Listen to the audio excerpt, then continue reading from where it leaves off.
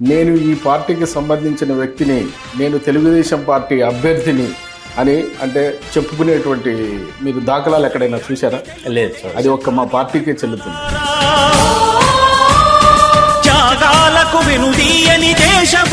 నరసింహారావు గారు, మీ పార్టీలో చేరినటువంటి కొద్ది కాలానికే మీరు రాష్ట్ర కార్యదర్శిగా మీరు ఎదగడం అనేది చాలా ఒకంత ఆశ్చర్యంగా కనిపిస్తుంది.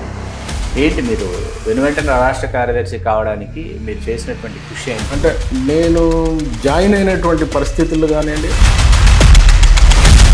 తెలుగుదేశం పార్టీ సభ్యత్వం తీసుకోవడం జరిగింది. లోక్సభకి పోటీ చేయాలని మీరు ఉత్సాహపడ్డారన్నమాట వాస్తవం. ఖచ్చితంగా అప్పుడు బాబు గారు ఏం చేశారంటే, ఇవాళ అమరావతి అనేది కళల సాకారం, రాజధాని నిర్మాణం అనేది ఎన్నో కోట్ల మంది యొక్క ఆశల సౌధం అనేటటువంటి నినాదం ఒకవైపు సాగుతుంటే, జగన్మోహన్ రెడ్డి గారు మావిగన్ ప్రతిపాదనను తీసుకొచ్చి దానిని ప్రజల మనసుల్లో చొప్పించేటటువంటి ఒక ప్రయత్నం చేశారు. ఖచ్చితంగా ఆయనకంటూ ఒక విజన్ ఉంటుంది. ఆయన అంటూ ఏదో అభివృద్ధి చేయాలా, రాష్ట్ర ప్రజలకు ఏదో చేయాలి అనేటువంటి తాపత్రయంతోనే ఆయన ఈరోజు ఒక అమరావతి క్యాపిటల్గా అనుకున్నారు.